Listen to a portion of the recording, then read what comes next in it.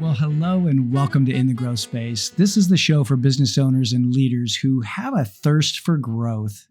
Really appreciate you listening in today. And if this is your first time listening, I just want to say a hearty and warm welcome. This podcast really is about growth and discovering about growth through conversations with business owners, with leaders. And it ranges from business growth to team growth, and even personal growth. And I really love talking to people who've gone through their own growth journey and really who I want to learn from, because I think that everybody has a story and everyone's story gives us something that we can learn from. And today is no exception. Today we're going to be talking to Michael Tanner. And Michael is a leadership veteran with more than 28 years of highly engaged and practical experience. He's had successful leadership positions of increasing scope, ranging from the U.S. Marine Corps infantry to C-suite executive. Michael is constantly increasing his knowledge and experience as a leadership practitioner. Michael earned a bachelor's degree in computer science and a master's degree in leadership. He prides himself on leveraging his unique combination of education, skills, and experience to harness the greatness within his clients and unleashing the possibilities of their leadership potential. Michael believes that leadership should positively impact lives, not just business results. That's my kind of guy. And he's dedicated to being a servant leader and a servant leadership coach that equips all leaders to impact the lives of those they lead. This is a really great conversation, and I really appreciated Michael's story, and especially you'll hear about his leadership journey starting with the Marine Corps, and something that really surprised me about that story. So let's go ahead and get into that conversation right now. Well, hey, Michael, welcome to In the Growth Space. Really grateful to have you on today. Hey, David, thanks so much for having me. It's a real honor, and I'm blessed to be on the show and to serve you and your audience any way I can. So thanks so much for the opportunity. Absolutely. Yeah. Anybody who is in leadership, I always gravitate to, and I really, after our initial conversation, really was excited to hear your story. And I know that your story starts back in the Marine Corps, and It does. We had kind of an affinity there because my son was in the Marines. And so right. talk about like what you learned in the Yeah. Marine Corps. And I know that there's some myths about the Marine Corps leadership, Yeah. and just, I'd love to kind of start there. Yeah, no, I appreciate that, David. And yes, when I talk about my leadership journey, I always talk about that. My first professional leadership position was in 1993, and it was actually in the Marine Corps. And so that was when I was, for the very first time, paid to be in some type of leadership position. Your son will know this probably, but in a Marine Corps infantry platoon, the smallest team unit is called a fire team. Yep. And so in 1993, I was promoted for the very first time as a fire team leader, and then later became a squad leader, and so on and so forth. Right. Yeah. And so, that was my very first leadership position. And that's really where I learned a lot of leadership principles. Now, I'm going to be transparent and honest and say, I wish I had recognized what I was learning then. Hindsight is 2020 and all. Of course. But even through my active duty years in the Marine Corps, I kind of viewed leadership as a title, right? It was all about rank, right? Well, you outranked me, you told me to do something, therefore I do it. And I don't deny the fact that rank is important in the military. But I would submit to you now, looking back and knowing what I know now, that wasn't leadership. That wasn't the leadership model that I learned, that I experienced, and then later learned while I was in the Marine Corps.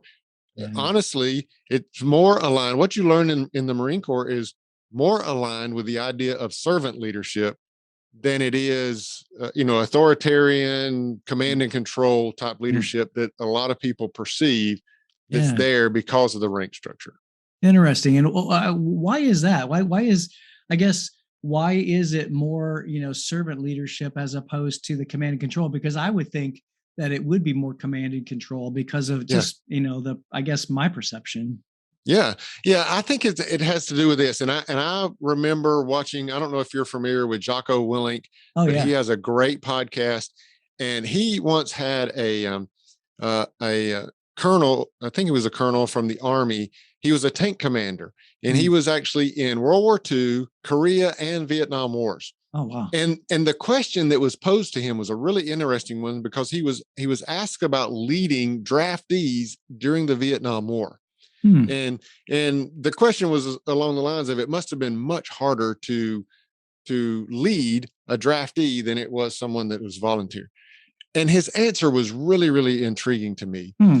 He basically said this. He said, you know what? Leadership is leadership. It doesn't matter how they got there. Leadership is all about caring for your people, Hmm. treating them well, and training them well. And then he said this, and I thought it was really, really interesting. He said, a person doesn't get out of a tank under fire to fix a track just because you told them to and you outrank them.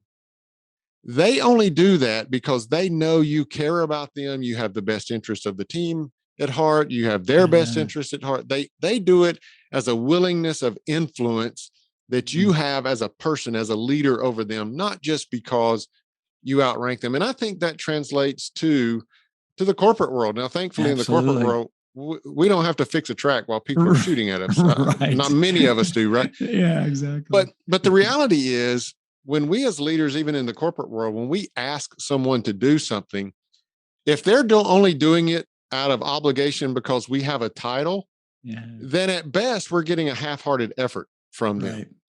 But if Right. they're doing it just because they are willing to follow us, they want to follow us because of the level of relationship we have and so forth, Mhm. now we know we're getting the very best effort we can get from that team member. And I think that's why it's so important. And again, yeah, rank is there, just like an org chart is there Sure. in the corporate world. But really, optimal leadership is about just this willingness to follow, this influence that you have, not based on your title. Yeah, no, it's so true. And I think that that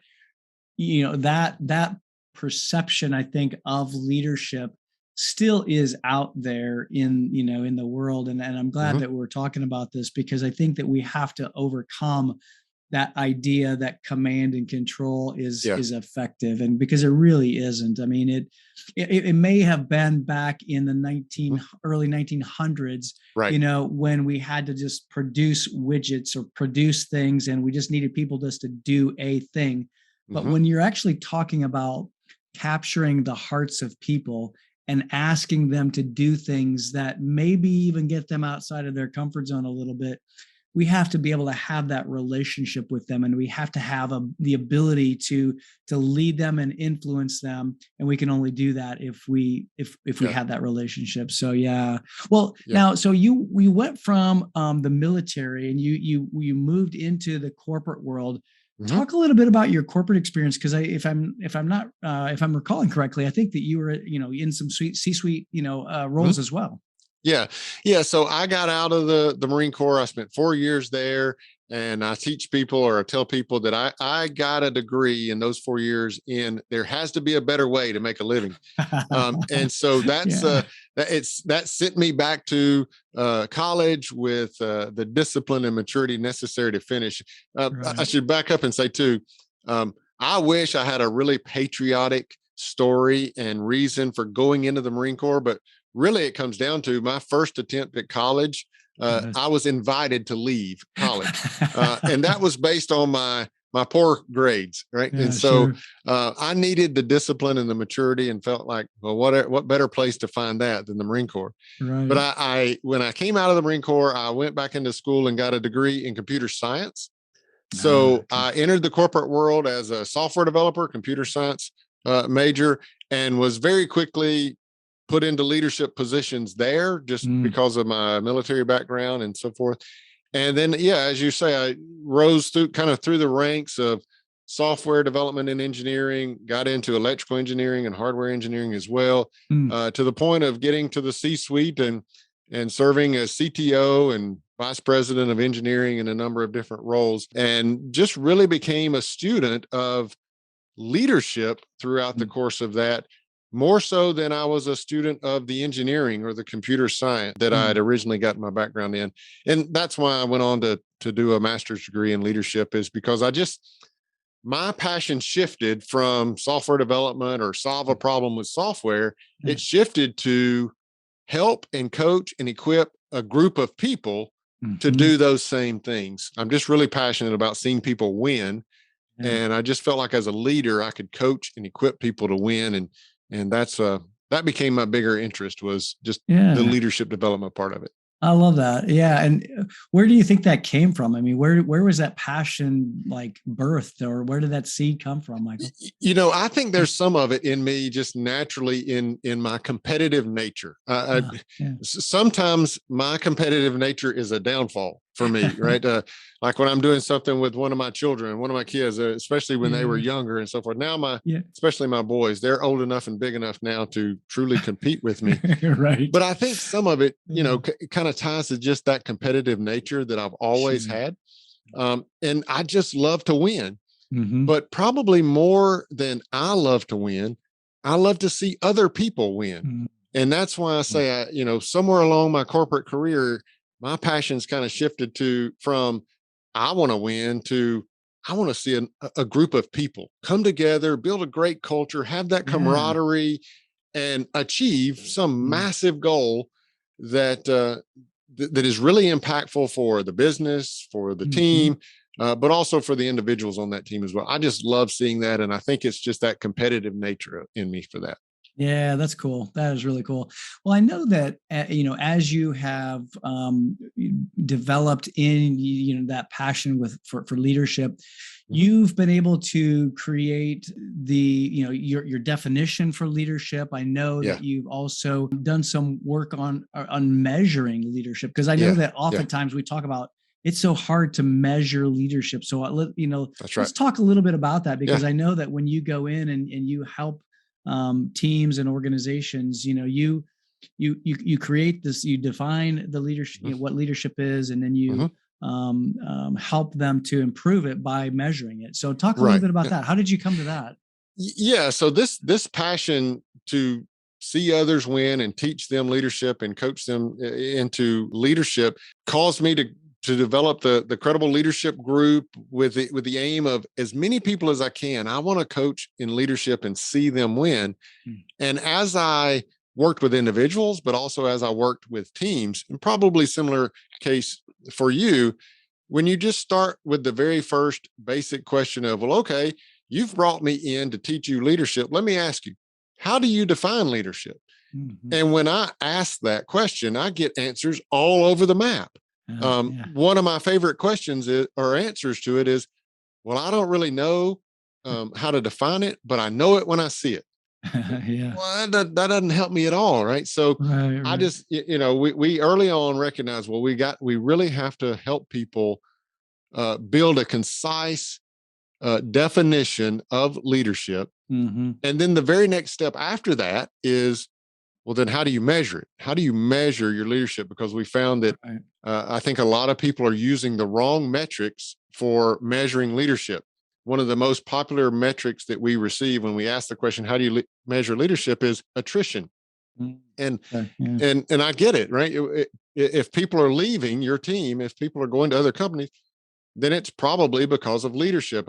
There's a saying, right? People don't leave bad companies, they leave bad leadership. Leaders, But my struggle with that metric is it feels too late. It's almost like looking at the scoreboard at the end of a game and trying to change the score. The game's over. Your good team members have already left.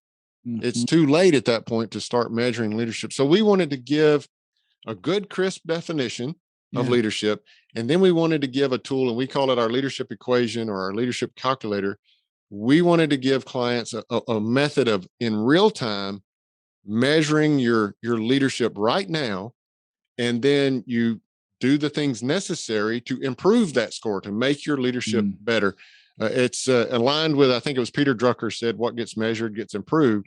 So if you can measure it, well, now then you can start to improve it. So that's kind of the first two steps that when we go into a client, we want to define and then measure. Yeah. So how do you define leadership then? If Yeah. you create this definition, I'm curious to just kind of Yeah. hear, how do you Yep. define it? Yeah. So this is our working definition of leadership. And when we work with clients, we're like, steal this if you want, or build your own definition, but it's got to look something like this. But our definition of leadership is influencing others towards a shared goal. So I'll break that down a little bit for you. First of all, there have to be others involved. You're not in leadership if other people aren't involved, right? Right. There has to be a goal. We have a purpose. We have an intention. We're trying to achieve something. Leadership isn't just about surviving the day to day of work. Mm-hmm. We've got a mission that we're on, and we're going to try to accomplish that mission. So there has to be a goal. And then the very first word there is influence. So influencing others towards a shared goal. The influencing word for us, it carries with it this idea of a willingness to follow. Right? Yeah. When you influence someone, then they tend to have a willingness to be subject to that, right? That they're going to follow you because they want to. And so this goes back to what we were talking about earlier. It's not it's not that they do what you said because of a title you have, but they do what you said because they want to follow you. So that's the Yeah. word influencing. Yeah. And then lastly, the word shared in our definition really has two parts. First of all, it means communicated. The Mm-hmm. shared goal, it's got to be communicated. If you haven't talked about the goal, then the team doesn't know about it, obviously. But the second part of that word shared is this idea of togetherness. We are Mm-hmm. in this together. Yeah. So as the leader, I'm not just in my office barking orders and you guys go and achieve the goal. Mm-hmm. No, I'm in it with you, right? I'm working harder than you. My hands are just as dirty. I'm in the trenches there with you in accomplishing the goal. So that shared goal, it has this idea of togetherness.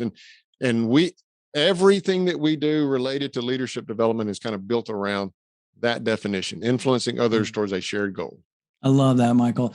And it makes me think about how organizations in the world that we live in today, to be able to not just attract people to them, but not only retain, but have people fully engaged. I mean, to me, your definition talks about and lends itself to this idea of belonging. If we're going towards a shared goal or a shared mission, then we belong. We all belong, and so we're all part of that team. And I think when you have that, I got to believe that that is a lot like being in the military when you have that fire team, that Yep. those I can't remember, 6 guys. Is there 6 people on that There's team? four men in a fire team, and then Okay, 4. there's 4 fire teams or so in a squad. So roughly Yeah. 16 Marines in a squad, and then 4 squads in a platoon. And we Yeah. won't So go I any mean, further than that. no, that's cool. But I mean, even in that fire team, you've got those Yep. four people in that team. I mean, Yeah. you guys got each other's back, and That's right. that belonging, knowing that, hey, I belong to this fire team, I belong to this organization. That is really a sticking point, or a kind of glue that kind of keeps an organization Yeah. together. So Yeah. I think that definition, and actually having a definition for an organization, is probably really important to That's be right. able to help that company. Yeah, there's a lot of power just in everyone settling on this is our definition of leadership. And again, you can steal mine or you can build your own. What you define leadership to be is less important than, well, you all just agree that's what it is. That's what leadership is, and that's what we're going after. It's kind of like setting up that goal. Yeah. And just like you said, I mean, if you have a leader that is leading this way, according to that definition, then you see a drastic difference between that team of people and a team of people where the leader is maybe leading with their title. I mean, I can certainly tell you of times when I was in a platoon, I was in a fire team in a platoon, and I would look across at a different squad, a different fire team in a different squad, and I would say to myself, I wish I was in that fire team. And that's because you saw the leadership, a servant leadership taking place, where people wanted to follow that leader. And here you are over here in this team where it's just about authority, and the leaders pulling rank on you, and things like that. And you see the exact same thing in the corporate world where, people want to leave one department and go over to another department. And it's because they see the leadership that's in that other team, and they want to be a part of that. They want that camaraderie and that teamwork. And they want a leader that cares about them the way they see in that other team. Yeah. Yeah. Well, and that leads me, or leads my thinking anyway, to, if we have a good working definition of what leadership is and how we're going to define it in an organization, then if we've defined it, we ought to be able to measure it. So how do you then measure leadership? Walk me through that process of measuring it. Yeah. So what I want to do in measuring anything really is I want to be able to measure it in real time. What does it look like right now? But I also want that measurement to be somewhat objective, right? I don't want to get your opinion or whatever, right? I want it to be objective. And part of the reason for that is we tend to be very defensive against something that's subjective. Oh, well, yeah, that's what you think of my leadership. And to me, there's nothing more objective than just a number. Right. So you have 112. That's your leadership score. That's an objective number. And the intention then is to make that score bigger than 112 now. Right. So I wanted it to be real time and I wanted it to be objective. And I kind of fell back on and relied upon my engineering and my math education there. And we built out a leadership equation. And it's built around the four basic principles of leadership that we teach. So the equation has four variables in it. It has credibility, competence, your motive, and relationships. And we put those together in a mathematical equation based on their weight, if you will, related to your leadership effectiveness. So the equation, I won't get all nerdy, but on the math, but the equation is basically your credibility, which is your track record of success. That's added to your competence. That's your knowledge and your skill set related to leading and whatever the subject matter is. Okay. So credibility is added to competence. And then that's divided by your motive. And your motive is the answer to the question, why do you want to be a leader?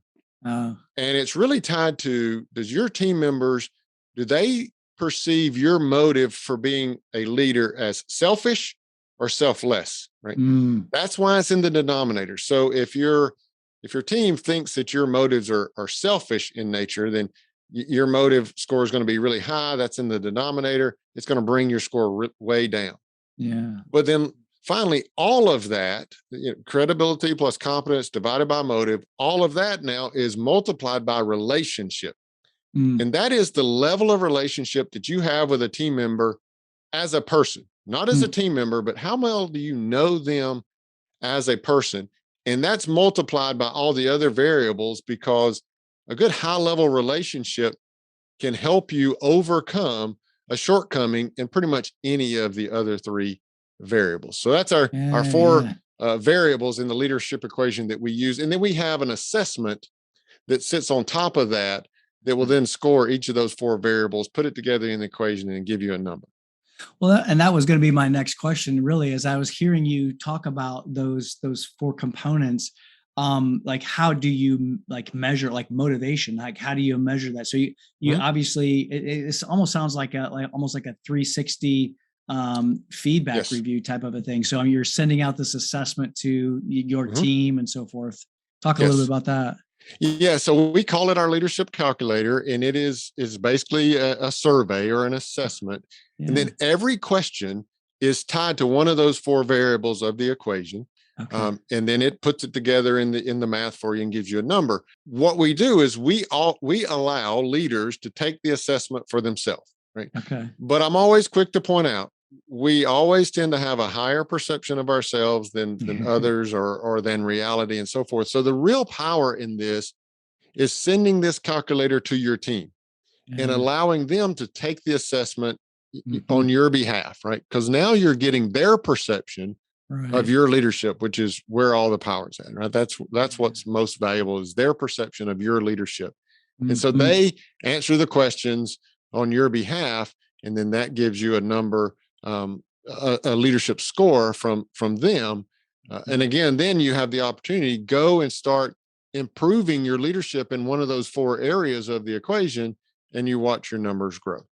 Got it. Yeah, that's really cool. So then it really gives you, as a leader, a few specific areas where you can then concentrate on, whether it's That's the right. relationship, whether it's my competence, or any of those other areas that allows me then to kind of start to work on those, is what That's I'm right. hearing you say then. Okay. Yeah. Absolutely. And you can kind of do a deep dive on the math and actually determine, of the 4 variables, which one would give you the most bang for your buck, right? So which one, Yeah. if you started to work on, would help your leadership score the most. So Yeah. for instance, if in the denominator, your motive, if at a high level your motive is questioned by the team as selfish, that's where you need to work, because Yeah. mathematically it has the biggest impact on the equation. Yeah. And if your score there is already too high, well, you've got to do some work to bring that down, right? Right. Likewise, if you're brand new to the team, they don't, you were just introduced to your new team, they only know your name. You have no credibility. You have no track record or history of success with that team. Right. So you should probably start building that track record of success and building credibility. So you can really look at the results of each of the 4 variables and really know, this is where I should work. Yeah. So when somebody takes this assessment, is there some kind of a report that I would get if I took this? It kind of alerts me to my blind spots. I mean, because I think that one of the biggest things for leaders to understand is that we all have blind spots.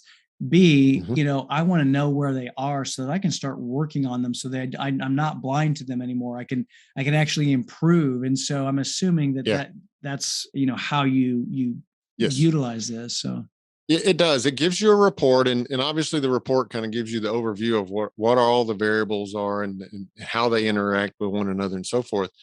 But then I think most importantly, it gives you some insight on, I believe, exactly what you can do to start improving an individual variable within the equation. So for instance, if your motive appears to be very, very selfish in nature, which I'm going to be transparent and say, I got into leadership for selfish reasons. I got into leadership initially because I wanted the prestige, the title, the compensation, and all that.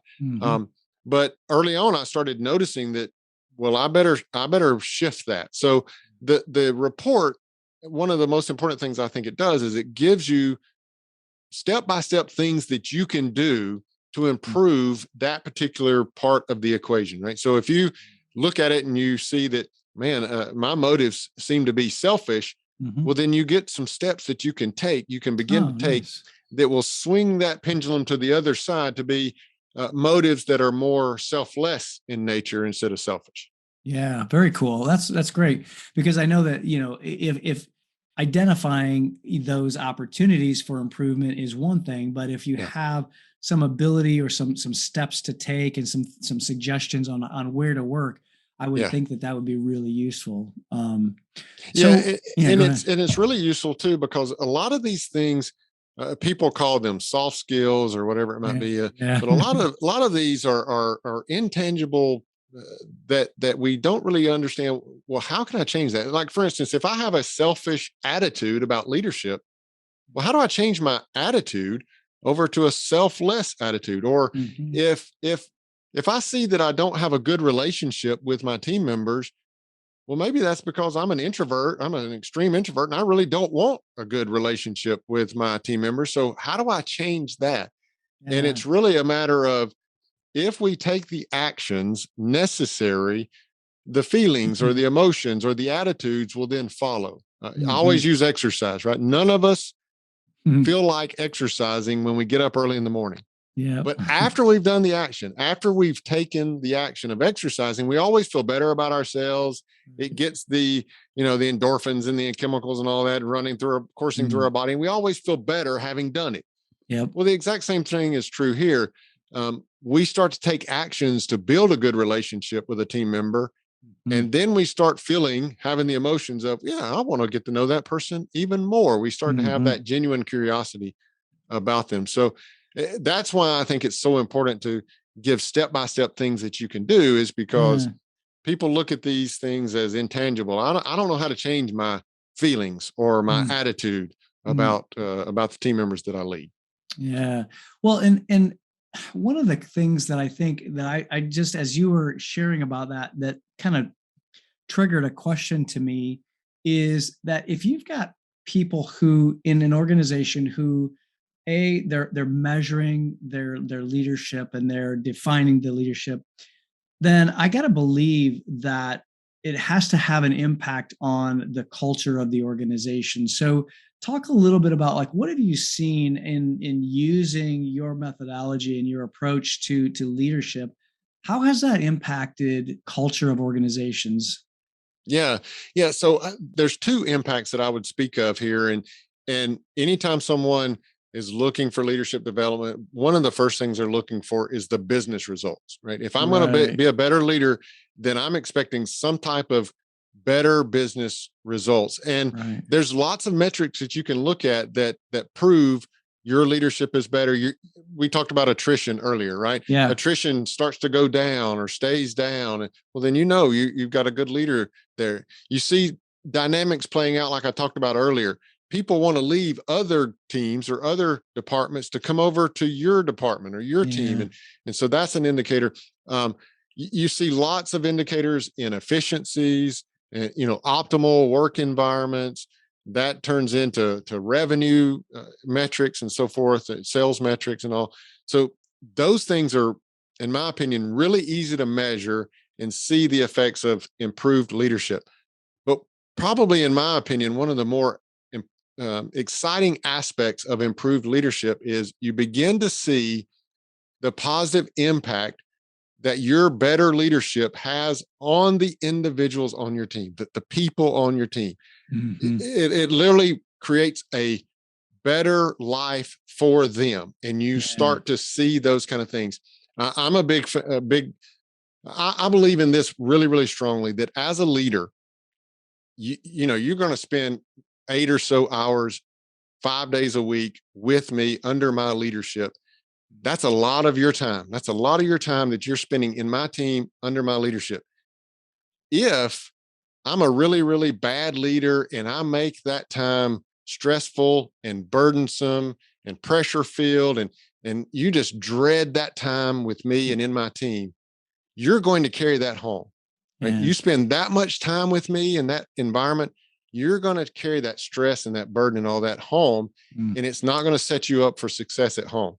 But if I take that exact same time and I empower you and I encourage you and I motivate you, and I help you win at work, right? You're achieving things and you're progressing and you're getting promotions and you're getting this recognition.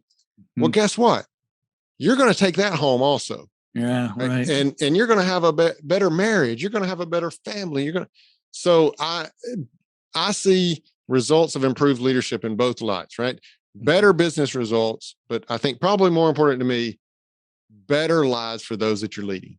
Yeah, well, and I think that what you just described as well is not only is it positive for the business, but it's positive for the individual. And what that translates then to is that individual wants to get up in the morning and they want to come to work. And on Sunday night, they're not having the Sunday night dreads. They're actually thinking, man, I can't wait to get, to the office in the morning because I've got a team of people that I really enjoy working with, and my leader cares for me, and my leader is helping me to grow and improve. And then when you have that, then the organization grows as well. And so I think that that's a really strong, a strong statement for leaders who want to grow their company.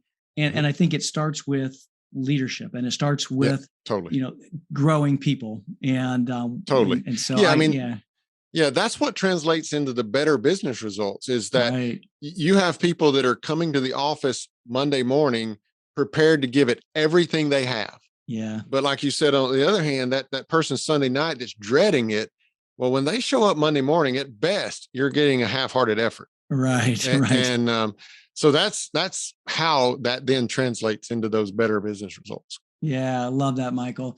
Well, and thank you for sharing, your equation and how helping leaders to not only define their leadership, measure it, but also improve it as well. I really love this approach. And because too often times we think of leadership as something that we can't measure and it's fuzzy or whatever. And Mhm. there's not, an easy way to measure it. So you've actually found a way to do it, which I think is really intriguing. And so, how do people get a hold of you? How do they, find out this leadership assessment and Mhm. information?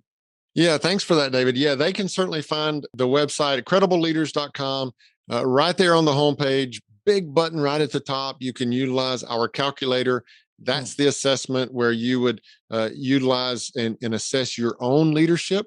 And once you do that, then we give you the opportunity to share that assessment with your team as well, and get the reports, get the feedback from their perception of your leadership as well. So credibleleaders.com, that's the first place to start. And then I would say I'm pretty much on all of the social media platforms, on LinkedIn for the most. So I'm more Yeah, active there on LinkedIn. So uh, I would encourage your listeners to reach out to me in any of those platforms. I'd love to connect with you there and engage with you more there as well. I love it. And when you have a podcast too, right? I do. I have the Rookie Leaders podcast, and we publish an episode of that every single week. It's kind Nice. of a mixture. Some weeks it's just me sharing leadership content. Other weeks it's me bringing in leaders, and the idea is just bringing veteran leaders to the microphone to share wisdom and knowledge and experience. Sometimes we have some funny stories and things like that. With initially the audience was first time leaders, someone Yeah. that's brand new to leadership. But I think now I'm seeing probably 50% of my audience is they've been in leadership maybe for 5 or so years, but they feel like stalled out or in a Yeah. plateau. They haven't gotten a promotion, or their team's not grown in any size or more responsibilities. And I think they came looking for leadership content because they kind of feel stalled out there. So Yeah. yeah, I highly encourage you to check that out. Rookieleaders.com. You'll find the podcast there. Really excited. Really love doing that. Love I'm just a nerd about and passionate about. it. I like sharing this leadership content any way I can.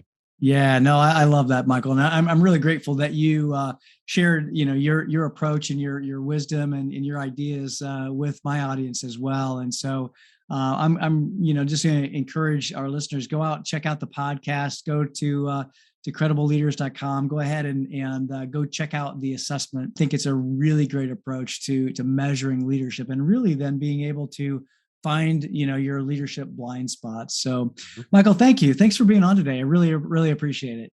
Yeah, David, thanks again so much for the opportunity. Again, it's really an honor, and I'm blessed at the opportunity to share and to serve you and your audience any way I can. Thanks so much. You bet. Thank you. Well, I really enjoy learning from other leaders, and Michael is a really great leader, and I really enjoyed his story about the Marine Corps, and it really surprised me to hear his take on servant leadership within the Marine Corps, because I always think of the military as command and control. But honestly, the way he described it and the way he described the leadership that he experienced, I mean, it makes sense. You overcome that command and control aspect with really having a servant leadership heart and creating those relationships within the fire team or your platoon. And I really enjoyed hearing his story of really going from a chief technology officer and vice president of engineering to a leadership developer. And the other thing that this was really impactful about was measuring leadership.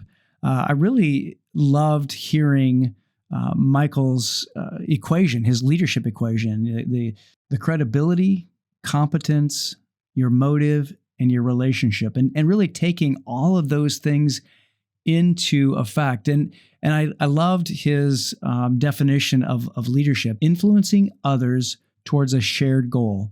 I think that when we measure leadership and we take a model like Michael shared, and we're able to put some metrics around it and create a way to measure how we are doing, then we are going to get better business results, and we're going to get better results from better leadership. And so it's always interesting to me to find new ways to actually measure something that doesn't on the surface seem measurable. So I'm curious, what have been some of your takeaways from this conversation? What are some of your takeaways from this leadership equation and this leadership model? Love to hear from you. If you would, send me a note, david@davidmcglennennen.com, and let me know what your takeaways are from this conversation. Be sure to go out and rate and review the podcast, and that way we can reach more people. We can reach more leaders who want to grow and really improve their own leadership, improve their business growth, their team growth, and their personal growth. And until next time, remain in that growth space and be well.